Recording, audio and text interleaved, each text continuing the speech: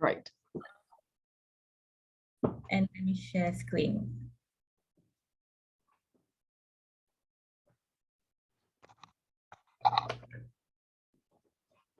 Okay. All right. So good morning, good afternoon, good evening, ladies and gentlemen. I'm Jana Palanisamy, your moderator for today's teleclass. And thank you very much, Imogen Lamport, for accepting our invitation to be the speaker for our teleclass session. Today, Imogen will be talking about creating your social media strategy and getting the most value from your content.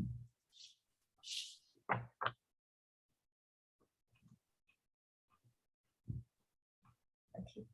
So Imogen Lamport is an internationally certified multi-winning image consultant and an image trainer whose passion is demystifying the science and art of style so you can define your personal style and curate a wardrobe full of clothes you love to wear as they express your personality from inside out. Are you able to see my slide? Yeah, okay. So she's also known for her insightful expertise and is the author of the Encyclopedia of Color and Style at www.insideoutstyleblog.com. Imogen has been training aspiring personal stylists since 2006 through her Academy of Professional Image at www.aopi.com.au and is an innovator in the image industry, having created the 18 directional absolute color system. With a deep interest in understanding how personality impacts style choices, she is also the co-creator of the groundbreaking 16 style types, which marries psychological Myers-Briggs type with style. Imogen's passion is to educate aspiring image consultants to empower and instill confidence in their clients using the tools of image so they can achieve their own goals and dreams. So from today's learning outcome, you will learn how to promote your business that you need to be easily found and to have a strong marketing strategy that helps you to build your brand, promote your services, and find new clients. So in this session, you will learn how to repurpose one piece of content into many, finding your content pillars to base all your content around, what you need to do before you post anything to social media, and lastly, developing an identifiable branding. So before I hand over to Imogen, kindly mute yourself, but please feel free to unmute and ask questions at the end of the session. Okay, over to you, Imogen. Thank you, everybody, for being here. It's lovely to see such a global audience too, that we have everybody from all sorts of places around the world. So today I'm going to be talking about ways to create your social media strategy, finding the right content, like doing it so it's actually an effective use of time rather than a time drain, because social media can be an enormous time drain for many people. So today, what we'll be covering, we're going to talk about what you should do before you even post any one piece of social media. And this is something that's often overlooked, but there's no point in doing any social media before you've done this. Going to talk a little bit about just setting up your profiles. 3, all about that content strategy and branding. 4, finding those content ideas. And 5, repurposing all the content you have so you don't have to keep thinking up new ideas. One of the things people say to me is, how do I keep thinking up new ideas? It's like, honestly, I don't keep thinking up new ideas. I just sometimes take a slightly different angle on the same idea. But it's not all new ideas. And I think that's one of the things people often think, that they have to keep, coming up with something new, something new, something new. You do not have to do that. So let's start with the 2 things you must do before you post any social content at all. The first one is, what is your passion? What is your purpose? Let's define your niche. We want to think about, what's your purpose? Like, why did you decide to become an image consultant? What's your why? What keeps you motivated? What drives you? What makes you mad? What is it you wish all your clients or potential clients knew? There's often something that kind of we have a little bugbear about, and this is often something that's really going to point us towards what our real message is and what our niche is. Like, what is it? Is there a certain sort of person that you love working with and you just wish they knew something that you could help them with? And what would you fix if you had a magic wand? That's another way of thinking about this. When we're thinking about that, what is my passion? What is my purpose? How do I find that niche so that if you do not have a niche, you do not stand out? And in fact, Seth Godin, who many people know is a marketing, expert, whiz, well-known, has written a lot of books if you're interested in finding out more. But he has said, no niche is too small if it's yours, because as I read somewhere, and I cannot find who said this, but if you can't dominate a small niche, if you can't get your message out in a small niche, you're never going to be able to expand your reach and reach a lot of people. And one of the things people often worry about with niching is they worry about that if they niche down, they're suddenly going to lose out on all those other people if they try and be too specific with their message. Yet a small niche won't stop those who are not exactly in your niche from seeking your services. So think about a niche like throwing a stone into a pool of water. That the exact niche is where that stone lands. But then we have the ripples out, and those ripples out are other people who aren't quite your niche, but maybe relate to some of what you talk about. So you will still get a broader number of people attracted to you than just your specific niche. But, excuse me, but you need to speak to people specifically. You need to speak to them. So I want you to think about, and if you have not done niche work, this is something that we all have to do, particularly we get into business, because particularly as image consultants, we're often, we're taught very general skills that we can apply in many ways. And what we need to figure out is who it is that we really want to help. So why would somebody want to come to you rather than the next image consultant? And it's because you speak to their specific problems. So who are you specifically speaking to? Like, what are their kind of, not necessarily demographics, but there's got to be something. If you just say, I work with all women from the age of 18 to 80, that's not very specific. That's very, very broad.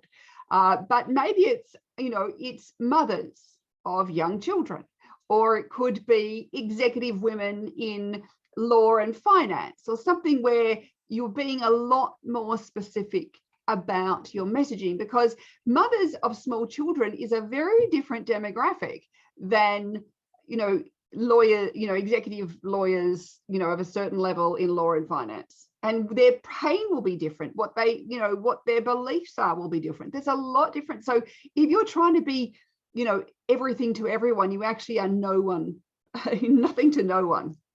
So we really want to think about what is that messaging, who am I specifically speaking to, what are their particular issues, because that's going to help you when you are creating your social media, know what you're talking about, and be actually heard by those people. They go, she really gets me, rather than, it's a very general thing and it's interesting enough, but it doesn't really, beat my heart. The second thing we really, really have to do before you put out any social media is set up your back end. So this is the back end of your website. The back end of your business is the way you can capture people's email addresses, people who are potentially interested in using your services. Now, I've had people come to me sometimes 2 years, 3 years, 5 years after they got on my email list. But if they'd never got on that email list because I didn't have a way of capturing their email address, they probably would have ended up with somewhere else. So you want to really think about, have you got a way? Do you have an automated system? And it needs to be an automated system to capture those details of people who are potentially interested, because those people are what we call warm leads. They are interested in what you have to offer. And then we have to, and I'm not even, this is a whole extra webinar going to go into nurturing those people, but we have to then be contacting those people regularly. Otherwise, those people go cold and you may as well have never captured their details. So even if you've only got 5 people on your list, you should be emailing them regularly. And then do you have a lead magnet? So a lead magnet is a, like something that's an irresistible download that answers somebody's issue. Now, it doesn't have to be a big issue. It can be a very small issue, but it's an issue for your niche, for your ideal client. Because these days, because email is work for most of us, it's a bit of a chore that we have to go through every day and all that sort of stuff. We want to make sure that when somebody gives us their email address, they're getting something of value for giving it, because these days people just don't give out email addresses for free so often anymore. You have to get something in return. So having created some sort of lead magnet, which can be a cheat sheet, a swipe file, there's a million different sorts of these things, ebook, guide, it could be a video, it could be anything, but that is, you need to do that. Don't bother posting on social media until you've got a way of capturing people, because otherwise they may come to your website, they may look, and then they disappear. Versus if you can keep in touch with them because you've captured their email address, then you can nurture them and they are more likely to become your client in the long term. Because the reality is the DMs can be good, but they only will take you so far. Then we need to think about your profile. So these are the little descriptions about you and who you are and what you do that is sitting next to your Instagram account or your LinkedIn account. They're kind of like the little bit that people read about you.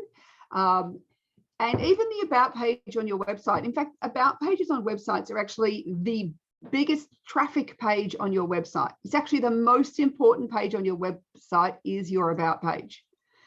And most people don't realize this, because most people, and if you think about it yourself, if you're looking for someone to do something for you, the first thing we often do is go, well, who is this person and what are they doing? And we go to their about page. So remember, that's what people are doing to you and your website. So you want to make sure you have a great about page that talks to your ideal client. It's not actually about you so much, it's still always about them, but you're showing that you understand them and that you can help them, that you have the solutions. So your profile should speak to that defined niche. It wants to speak to their problems, so their specific problems rather than some very generalized problems. And it also lets them know that you have the solution. So when we're thinking about an about page, it should include a great professional photo that represents your personal brand, rather than just some old photo that you've cut yourself out of, from a wedding where you were looking good, but it's not really professional. It shouldn't also be something that's old. Like the minute you change your hair, you need to get a new photo. If you change your look in any way, you need to get a new photo. And I mean, I see this, don't have a photo that is overly photoshopped, that doesn't really look like you. And don't have a photo that's 20 years out of date. That's, because what happens is when people either meet you in person after seeing the very Photoshop photo, or they see you in the 20 years out of date or the 10 years out of date photo, they're shocked and a bit disappointed. It's better that people go, well, you look better looking than your photo, rather than they think, oh, she's nowhere near like what I was expecting from her photo. It's always better to have a positive rather than a negative from that photo. So things we want to put into that profile is who, what you do, for who, what kind of person, what is the how, so in what ways can you help, and what is the benefit to that person, and a quick call to action. Now, remember, in most of these things like Twitter and Instagram, they give you very little text space. It's like 140 characters or whatever it might be. It's not very long. So here's an example. This is my Instagram profile. It says who I am, my name. It says what I do, personal brand image expert. Who's it for? For intelligent visionary women who are going places and need a personal brand image to match their expertise. And then sign up for my style masterclass. And then a little arrow pointing down where there's a link in the bio. So using a link tree sort of thing. So it's short, to the point, and then people either go, yeah, that's what I want, or it's not what I want. If it's not what I want, I don't want the people who are not interested in what I have to offer. I only want the people who are interested in what I have to offer, because they're actually the ones who'll buy from me. So the size of your email list or the size of your following is irrelevant. What is relevant is having the right people follow you. So let's now talk about that content and branding. So we need to think about, what is your strategy? So we want to know, what is my aims? And this is where we're thinking about my passion, my purpose, what I'm doing, what are my aims with my social media? What am I actually trying to have happen with every piece of content I put out there? Because then what we want to do is create relevant content that speaks to that audience, and you want to have that content branded so that it is identifiable as you, rather than it could be anybody. So let's talk about those aims first. So what do you want your social posts to achieve? So I don't know if anybody here has, any ideas. They want to pop them in the chat, but there should be a purpose to them. There is no purpose, there's no point in wasting your time just posting anything. There needs to be an actual purpose to every piece of content you put out there.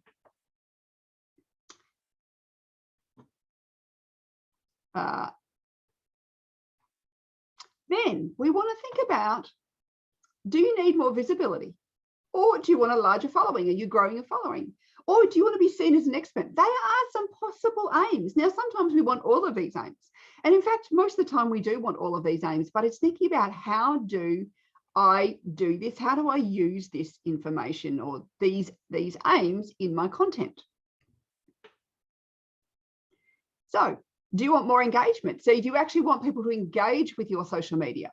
So do you want to find out what your followers want and then create connection, loyalty, and a relationship? This is a really important aim.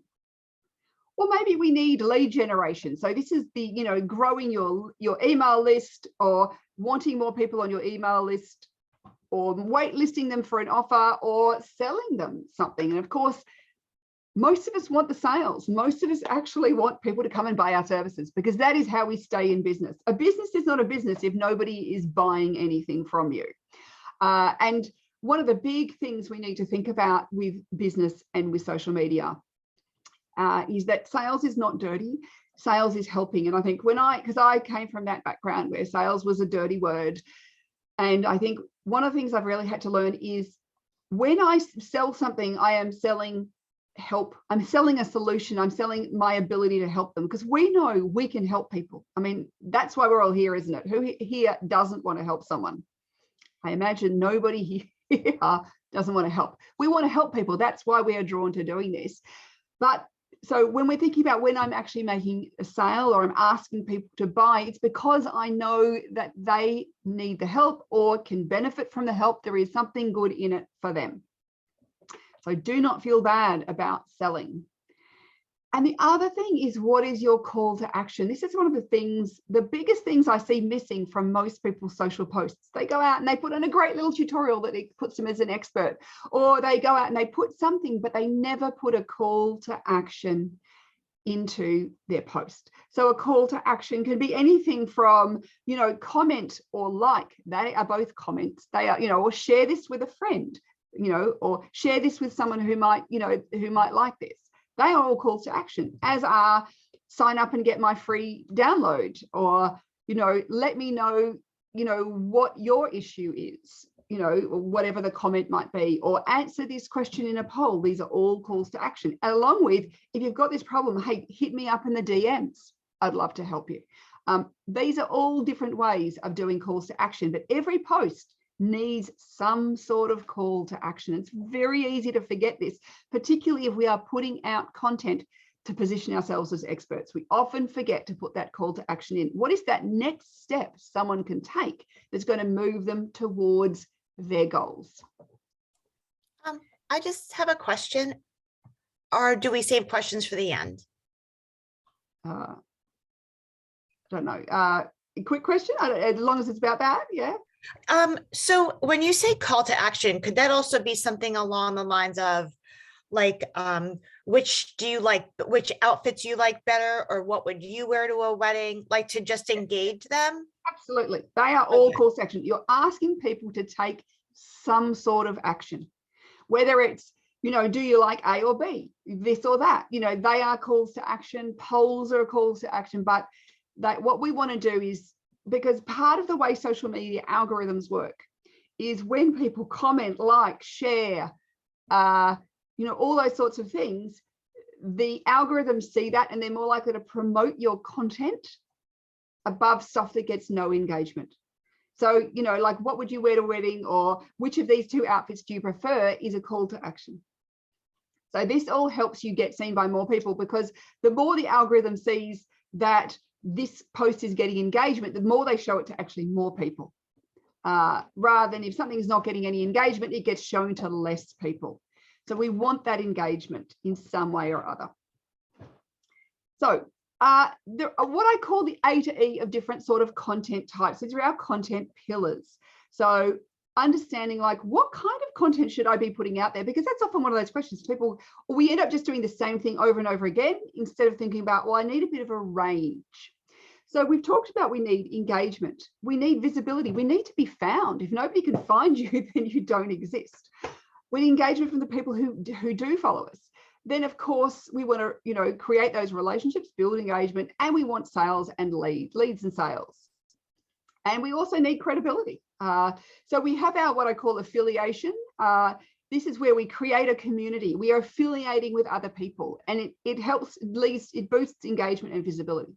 Then we have the business side of what we're doing, that we are a business. We're not just someone who's posting on the internet because it's fun. It's because we have a business to run and we are marketing our business. And this is where we get our sales and our lead generation, that we're here to help people and we have solutions for them. Then we have our connection content. So this is where we're creating relationships and building more engagement, more loyalty with the people who are with us, and getting to know them. We're getting to understand what their pains are. Then we're having a dialogue. So we're starting that conversation. So we're getting that engagement with, you know, which do you prefer or what would you wear? These are a dialogue sort of post. And then again, we're sharing our expertise because we need to be seen as an expert in our field. So these give us both visibility and credibility. So we want to do all of these. And I'm going to go a little bit more into detail here.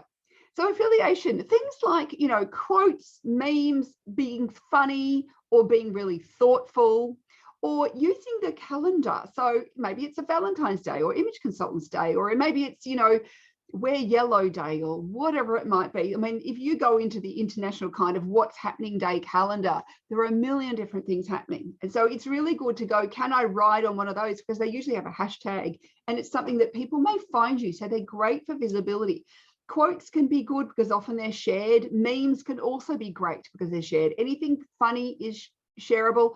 Anything really thoughtful is very shareable. There's a guy called Jay Shetty. I don't know if anybody knows him. He's written a book called Think Like a Monk. It's a brilliant book, highly recommended. But his Instagram, this is where he does a lot of this, where he shares a lot of kind of, you know, heartwarming stories and videos and all that sort of stuff. So he does a lot in this space. Great example of that. Yeah, he is awesome. Then we want to think our business content. So this is where we're generating our leads, building our email list, which we have a way of collecting it because we've set that up. We're telling people about our services and products. What do? We often assume people know what we do, yet I don't know if any of you have had this experience, but I certainly realized, you know, early on in my career, and people say, well, what can I do next? Or what else can I, or how else can I work with you? And that surprised me because I just thought, oh, people would know that they'd know how else they could work with me. They'd know what else I did, when in fact, turned out they didn't know that. And so therefore that kind of knowing the, like what those things are really helped me to know what it was that, like that I need to be able to get out and tell people, well, this is other ways I can help you. If I don't do that, how will anybody know? Asking them for their email address, or a sale or a direct message or doing a discovery call, however it is that you get in contact with people. These are all ways that help us to grow our business and make our business successful. Then we want to think about, capitalizing on what is going on in the world. Things like sales, events such as, do you have a business anniversary? Like I do a business or a blog anniversary sale every year. And that always is a great, increase in income. Do you have a birthday sale or, a business birthday sale, maybe, or it's just jumping on things like Black Friday or spring specials or whatever it might be. There's always way you can capitalize, because people, particularly at places like Black Friday, they're looking for that they've decided they're going to wait for the Black Friday sale to buy. And if you're not actually offering anything in that period, they might buy from somebody else. So it is worthwhile thinking about what can you do for those sorts of events. Our next category is our C for connection. So this is where you share your story. Why is it that you became an image consultant? What is it that got you here? What's your passion? You know, why did you even start doing this? What have you overcome to get to where you are today? Because the reality is most of us, our ideal clients, have got the same sort of obstacles as we had. What have you learned? You know, have you got a specific philosophy about how you do things? What are your brand values? What are your principles? What is your why? I mean, if most people know about Simon Sinek's, start with the why. It's incredibly powerful to get people on board to start looking at other aspects of what we do. So we want to think about what can we put in these connection posts. So these are going in and finding out more about you, helping people to connect to you as a person. And this is something I learned early on. When I first started blogging, I didn't want to put any of me into any blog posts. I just thought I'm going to write stuff and I'm just going to put it out there and people see that I know what I'm talking about and they come to me as a client, which has happened. But what was really interesting is the very first post that I put up there, that I put something personal about myself, suddenly the engagement was like quadruple what I'd ever had. And I realized that that's because people were actually starting to connect to me as a human being rather than just as like an encyclopedia or a book or something that we just don't connect with in the same way. Then we have our D for dialogue. So this is where we put those questions, as Laura asked earlier, do you prefer this or that outfit? What would you wear to a wedding? These are all question posts. We can have polls, and this is where the software on Instagram and things and Facebook, it's very easy to create a poll, but a poll is great. It gets people to answer. It's a one click. We share our opinions. Now, opinions may divide people, but they also make the people who share the same opinion very loyal to you. So it is one of those things. And do we necessarily want the people who have completely different opinions as our business? I say I'm not right for everybody. Nobody is right for everybody. I want the people who are right for me. I don't want to have to work with the people who aren't right for me, because that's usually really hard work. Then we have our E for expertise, our last of our A to E of content pillars. So this is where we share our how-tos. Maybe when we make a video or do a Facebook Live, maybe we write a post, maybe we create an infographic. All these things are part of sharing that expertise. Maybe we do case studies. We talk about a client and the impact, the work we have done and how it's transformed their life. And then, of course, we share testimonials. So I like screenshots of testimonials. If people, write great testimonials on or anything, do a screenshot, keep that, put the testimonial into a nice little graphic. There's all sorts of ways, get your testimonial on video.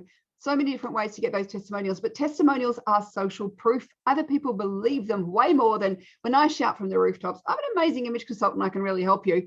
That is nowhere near as powerful as somebody else's testimonial. So we want to remember that we want this kind of content. And then we want to think about that branding. So this is where we want to have, what are the fonts I use? Don't change up the fonts in every different social media post. We want to have a certain look. We want to have certain colors we use. They may be our brand colors. And look about, how we put things together. Are we multicolored and fun, or are we, black and very serious? Are we, think about, we all understand color psychology and all those sorts of things, but creating a certain look about your images is great, because I can tell you, having done a lot of infographics over the years for my blog, when people would share those but not credit me, I can't tell you how many people have emailed me and contacted me over the years going, oh, they've taken your thing and I can tell it's yours because they know the look. They know how I have branded all those infographics. They can identify them really quickly as being mine. So you want to think about making it easily identifiable. So now we're going to get on to finding those endless content ideas. Who here has problems thinking about ideas? Like, is that one of the things that stresses people up? Put a number 1 or something in the comments if that is something that stresses you. It's like going, I'm just going to run out of content ideas. Yeah, got some. So content ideas come from all sorts of places. And this is where it's really interesting. I thought when I first started my blog back in 2008, that I would run out of ideas. That was the biggest thing I was concerned about. I'm going to run out of ideas. And here we are in 2023. I think that's what year it is, isn't it? No, 2022. I'm a year ahead, 2022. And I haven't run out of them yet. So don't worry about it. In fact, the more you think up, the more that actually end up coming to you. But things you can think about is like the problems your clients face. So what are their problems, the symptoms of their issues? What's causing these problems? What are the signs someone has the problem you solve? Because often people don't realize it's a problem until you point out these are the signs that you have a problem with this. So a sign could be something like every time you get up, you're trying to get dressed to go out to an event, you end up with a bed covered in clothes of discarded things that you're just not happy with any outfits. That's a symptom of a problem, that they haven't got any great outfits in their wardrobe. Maybe what are the beliefs they have? So what's a common idea taught in our niche that you disagree with? And this always can, be something that is quite an interesting thing. Or if you could change one person's mind about a belief, what would that be? There are a couple of ideas when we're thinking about kind of problems and beliefs. Then we have the mistakes people are making and their consequences. So what mistakes do you see all the time? And like, this is something I see it all the time. And like, it could even be, I'll walk into a store and I will see a piece of clothing that I'll think that's a really unflattering garment for the majority of women. And I might take a photo of that garment and, talk about, why that garment is bad. And then why? Because people assume that the clothes in stores are supposed to make people look good. They don't understand that that's not necessarily so. So what are the consequences of the mistakes that people are making? So ill-fitting clothes, that is a really common issue. So what are the consequences of wearing ill-fitting clothes? What are the questions someone should ask to see if they need what you offer? So that is another thing we can think about. Well, here's a mistake, but what are the questions people should be asking themselves? And what are the common objections? So what's a common objection you receive about your services? Now, I don't know about you, but I've been to plenty of networking events over the years where people, when I tell people what they do, they say, why would anybody want that? Or why would anybody pay for that? That's a common objection. It's because that person doesn't understand the value of what we do.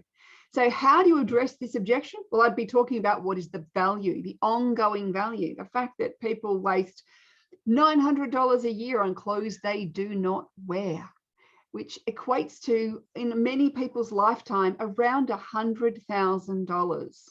That's a pretty scary amount of money to have wasted on clothes you don't wear. That's just one little way of overcoming an objection.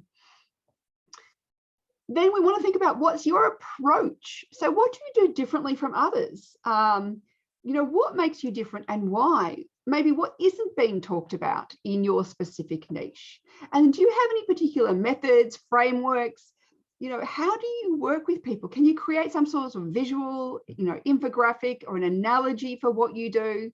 Just like this key to success is an analogy image. We're thinking about, what is it that you do and what are your methods and frameworks that's going to guide people to the solution and them having success.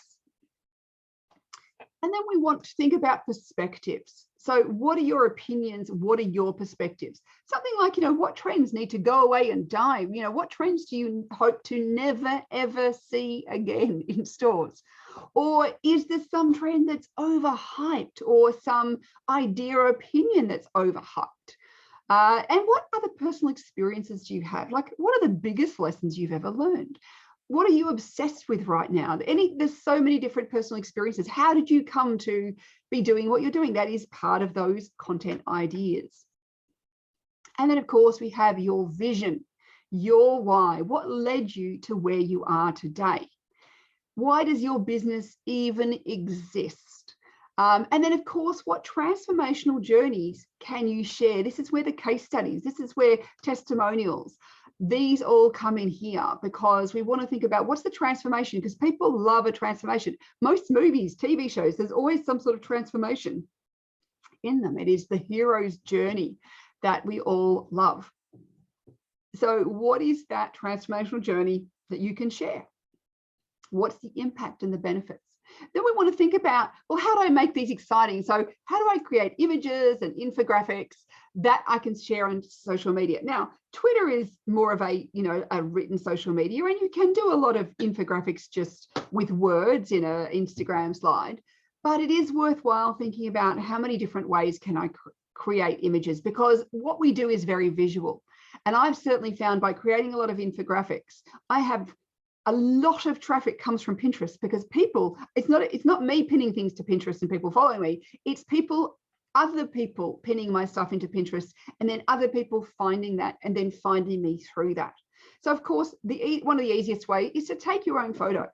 One of the things I'll do when I'm thinking about, I'm going to do a blog post on this, a particular topic, I will go, okay, well, this week, I'm going to base my outfits that I'm wearing around this theme, so I can take photos every day and I have content I can use. Don't have to worry about, paying for it, because I have done it myself.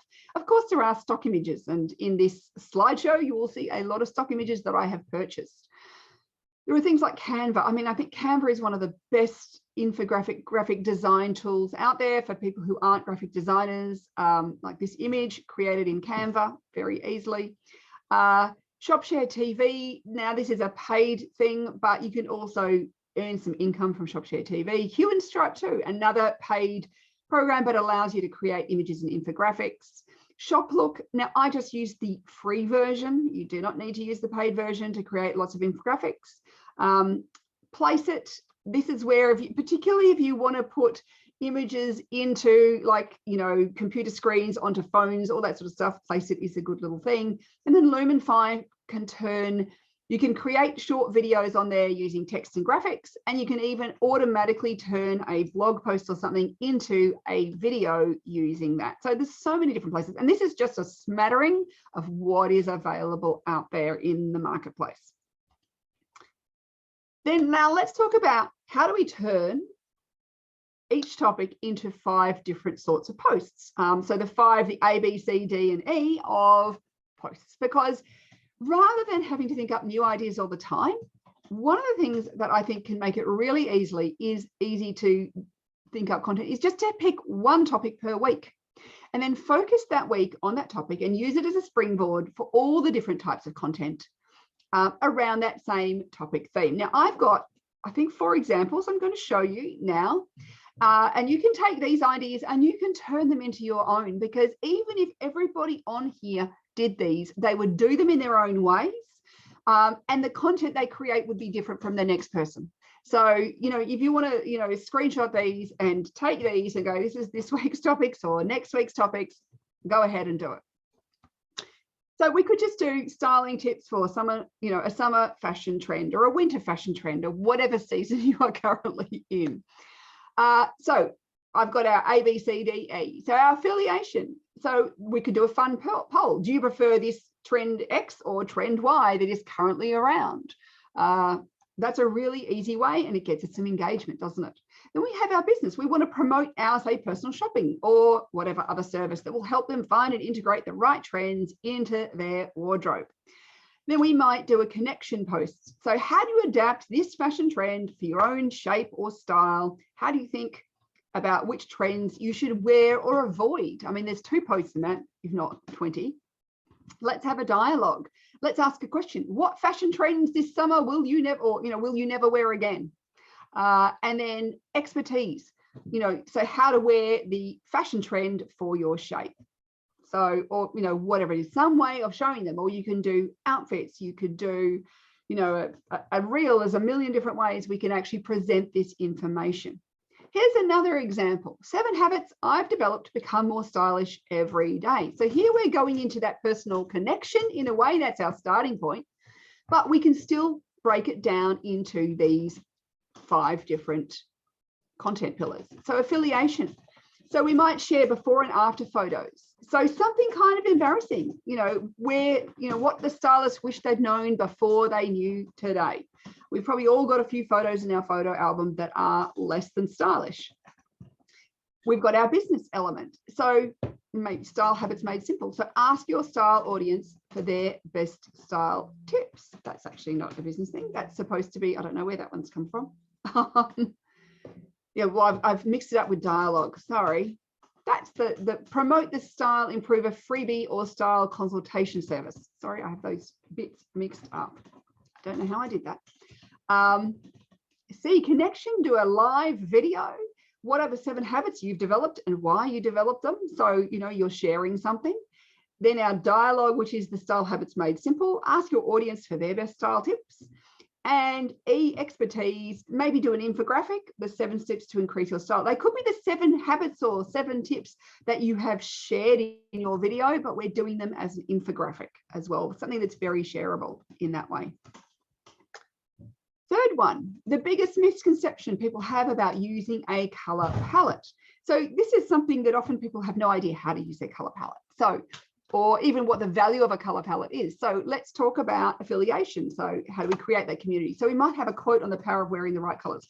I'm sure we've all read a few of those around from famous designers. Not too hard to find. Then we might do something business. We're going to promote our color analysis service.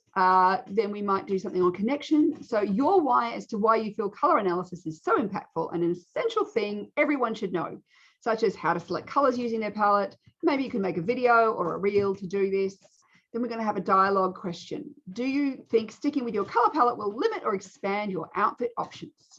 You can have a little poll there, and then you can talk about why it actually expands your outfit options, because everything works together rather than contract. So then this also could be a live video.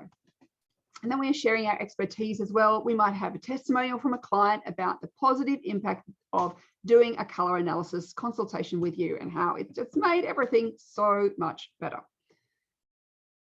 And then this is another one, the one piece of style advice that's most improved my style. So our conversation could be, that one piece of advice that's improved my style the most, do that as a live video. Then we can talk about promoting a free download or a service that will give your clients the experience you've been talking about all week. I would generally do the business one later on the week rather than earlier. The affiliation would be the quote on the topic of the impact of good style advice. How dialogue could be, what is the one thing that has made the biggest difference to your style? Ask that question. And the expertise, the testimonial from a client who talks about how impactful your service has been for them. So what I'm going to do now is show you these like 5 content pillars, but actually created into 7 pieces of content, which is a week's worth of content very easily. So we have that affiliation, the visibility. The secret to great style is to feel good in what you wear. So I went online, I found this quote from Inez de la Fossange. So that is a visibility. It's helping people, and hopefully people will share that. And you can put something in your comments about share this, or, all that sort of stuff. Remember, we want a call to action in the content in every single post. Then we have a lead generation business post. So here is a free download. I've got a link in my profile. So this is, go download my free ebook. So this is getting me more people onto my list who become warm people who I can nurture to become clients in the future. Then I might do a connection post. I'm going to advertise potentially that I'm going to come on and do a Facebook Live at a certain time. So if I join me live at 10 a.m. Australian Eastern Standard Time, the style advice that improved my style. See you soon. So I might post that the day before. I might put a timer on it. Like there's all sorts of different things you can do. Put it into a story as well as a post, depending on when you're putting it. Send it all out to, even if it's social, send it out to your list as well in an email. So I'm trying to get some engagement. And then of course I can do that live video. So there's 2 little pieces of content there. So, then I'll do that live post. And I might also have written something. So maybe I've written a blog post and I want to send people to that blog post, the style advice that changed my life. And so I could also be then it's sending people and the link in my profile to my website, because of course we want people on your website because they're more likely to buy from you when they're on your website. When they stay on the social media, less likely to buy from you unless you're doing an ad where they can click directly. But otherwise, we actually, in some ways, we want to get them off the social media onto your website, because then they can find out more about you and your services.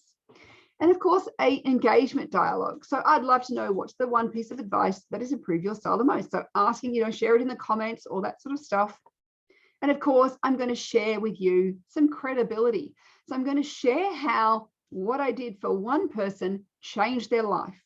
And so that is a credibility. It's a testimonial.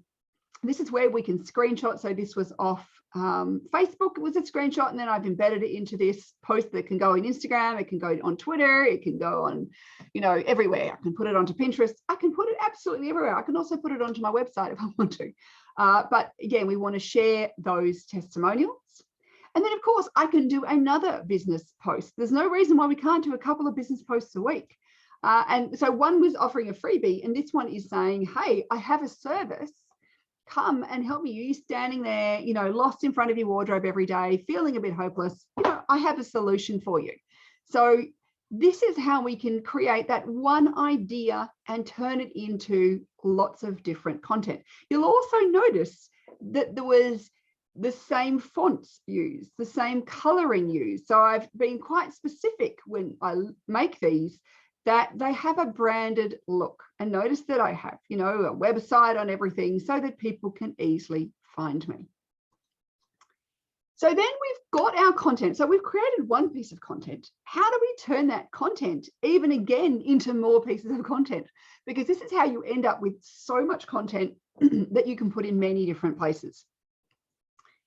So say we make that live video, and live video is a brilliant way of connecting with people. And I had never made live video until I used to make videos that I put on YouTube, but I got to edit those and do things. But I started doing live video after speaking to Weena, who is an image consultant in Thailand, and she does a lot of live video, and she has a massive following, and she does multiple live videos a day. Now, I don't get to that extent, but I decided at the start of 2020 that I was going to, jump in. I was scared to do live video, but I was going to jump in and start doing live videos. And so that was something I started doing. And then it allowed me to create content and create so many different types of content that it's been such a great thing. And it's funny, the first few were pretty scary, but now I'm at, nearly 300 live videos, and it's not scary anymore. So it's amazing. You'll get over how scary it is to do a live video if you just do it. So we can make a live video. Then we can turn that, we can download that, and we can actually upload it to YouTube. Very easy to do that from, either, Instagram or from Facebook. I download all the videos I do on Facebook and upload them to YouTube. Then I can embed that into a blog post on my website, and I can write a little bit of content around that. But suddenly I've got this piece of content that's now used 3 ways instead of just one. And I'm also making it evergreen by putting it onto my website. It's not disappearing, in the next 24 hours in the way it can really disappear on social media. Then from that, maybe I have an idea for an infographic. So maybe I talked about what color, shoes to wear for your winter wardrobe. That was the topic of my video. So I've now created an infographic that shows that. I can also share that video and infographic to Pinterest. I can also embed that infographic onto my website into that blog post. So remember, we're creating this stuff, but we can share it widely. And then, of course, what I'm going to do is send a link to the blog post to my subscribers in my weekly newsletter. So this is where I'm keeping those people engaged. I'm nurturing the people. I'm giving them extra, showing my expertise. I'm giving them value by emailing them weekly. Then maybe I'm going to turn that blog post into a free download. Maybe it becomes a tip sheet or a cheat sheet or some sort of guide. And that becomes another way for me to start collecting more people's emails, because then, of course, then I can share the link to the free download on all my social channels so that more people can find that free download. And then also I maybe can take the sound from my live video and turn that into a podcast. That's another thing that I do, that we take the sound out of my live videos and that turns into a podcast as well. So it's another avenue for people to find you. Then of course, you know, once you have a bit of, you know, bit of content, you can actually start collating that blog, you know, all those blog posts or all those things you've written into maybe an ebook, and then you can promote that, you know, again on your email and your social media. You can create a slide share kind of slideshow that you can easily share on LinkedIn. You can edit your video to short clips to share as reels on Instagram and TikTok, and even now Facebook's got short videos. This is where you can actually take one piece of content, and that's 12 different ways we can kind of share the same content, but it also turns into more content. I have someone who helps me. Yes, I have a wonderful VA who does a lot of the you know, clipping and editing and all that sort of stuff, because life is short. So I come up with the ideas. She helps me to get it out into the world. So what are your next steps? So I want you to really think about defining your niche, your specific niche, and a way to automatically collect email addresses. If you have not got that set up, this is your first thing to do. And this is where, if you have no idea how to set up, how do I put an email thing, this is where you can, you know, outsource to somebody on Fiverr or any of those, you know, kind of outsourcing platforms. There's somebody out there who can do this for you. You can upgrade all your social media profiles. Make sure you've got the same photos. Make sure that whatever you've written about yourself is current and relevant. Create that content strategy using that A to E of content. What are you going to be sharing? What is the kind of content you want to share? You want to brainstorm for those content ideas, and then start turning those ideas into a variety of post types, and then repurpose that content in multiple ways. Because the thing is, you can do those repurposing, and then honestly, you could save some of that for down the track. You know, it could be another week. It could be, you know, in 3 months' time, some of the stuff you've repurposed can now come out as if it's new, even though you created the original content some time back. And this is one of the things that, because I have so much content I have created in the past, it looks like I'm creating enormous amounts of content all the time. I'm not anymore, in particular, because I've got thousands of things I can reshare in slightly different ways, where we can create a new infographic, or I can create a new live video, or I can do something. I don't have to always be thinking up new content ideas. So, any questions after all that? Because I know your heads are probably exploding. That's usually what happens. But hopefully you have got some great ideas now about creating that content, creating new ways of repurposing content, because we don't want to have to constantly think up new ideas and new ways of doing things. Like, let's be smart about this. My whole thing is being, you know, like working smarter, not harder. And this is why finding someone. So I have a VA in the Philippines that she is amazing. She does so much work where she'll, you know, get the videos, she downloads them off my Facebook, she, you know, edits them, she uploads them to YouTube, she edits them, she uploads them to my podcast. She does all this for me. So, you know, it all gets out there and I don't have to spend all that time doing it. So, you know, my time is better spent thinking up the new ideas rather than spent, you know, doing the gritty little bits of detailed work that are not my forte. Thank you very much, Imogen, for your sharing. Any questions? Please feel free to unmute yourself if you have any questions. Now, I have a question for you, Imogen. When you started, so you mentioned the very beginning, you started your blog in 2008.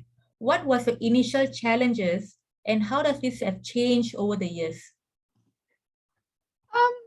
Initial challenges, I mean, I think like anything, mine was worrying about that I was going to run out of content ideas. I think that was one of my initial challenges, and learning some of the technology back end. Now, I am by no means a technology expert, but I had to learn enough to be able to, you know, upload a blog post, put an image in, you know, edit a photo, some of that sort of stuff.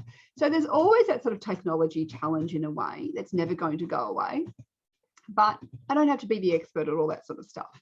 So, but really for me, I think it was worrying about, you know, it was worrying about I'm going to run out of ideas. That was really, I think, my big challenge to start with.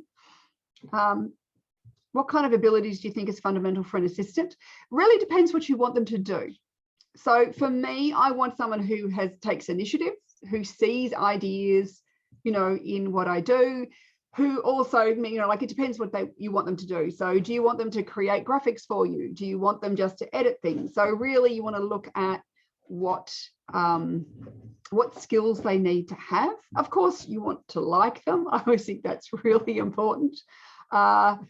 You want someone who's interested in what you do. I don't want another image consultant working for me because their set of skills is not what I need. What I need is the people who have the technical abilities that I don't have. So I have people who are way more technically able than me. So when things go wrong, I can just go, can you please fix that? Because that's not my area of expertise. But yeah, so, you know, like the areas that you are not great in, that is what you want to be looking for in the people who do work for you. I think that's the biggest thing, is accepting what we're not good at and finding people who are good at what we're not good at, so that together we go further. And I think that's the thing, is like, if I can free up my time, because if you think about how much you charge your clients for the work you do as an image consultant, hopefully your hourly rate is not in the 10, 15, 20, or even $50 an hour. You know, like it's a much higher rate. So when I think about, well, what can I let go? What can I delegate? It's all the things that would take me a lot of time, but somebody else could do it for a much lower hourly rate than what I could do it for, or could do it in less time. I remember when I first started my business, just doing the bookkeeping, and I remember trying to do a bank reconciliation, and it took me 3 days to do this. And I was like, this is the worst use of my time. Like, I'm not an accountant. I don't want to be an accountant. It has to be done because I'm running a business, but the best use of my time is marketing my business and doing my business. It's not doing bookkeeping. And that's when I realized I needed to get an expert in to do that. And it took her 2 hours, what took me 3 days. Like, you know, that's a much better use of my money as well. So I always think we want to think about, you know, like what it is that you're not good at, and especially you don't enjoy, but that somebody else could do, versus where is your genius? Where's your expertise? There's a great book. I'm trying to think of what it's called. The name's escaping me. It'll probably come to me later, but talks about, you know, like you need to be working in your genius zone. And this is where, I mean, there's a book called Traction by Gino Wickman that's very good. It talks about business building, and he talks about you have visionaries and integrators. As the person in the business who is the ideas person, I am the visionary. I'm the one who has the idea of where's the business going, what are all the ideas, and I create the content ideas. But then I need the integrator, is the people who make all the technical stuff happen and make the business run. And we need both of those. And most of us are not both of those. So it is finding people who can do that integration role for you, so you can be the visionary and you can have the brilliant ideas. And you know, then we can get them all out there and people can find you.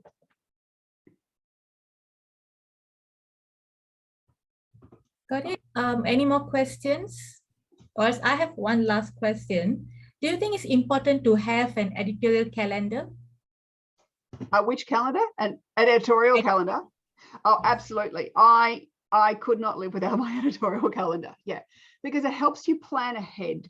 It also, so we can put things in there going, what are the days of the year? So I want to do something for Image Consultants Day or Valentine's Day or whatever it might be.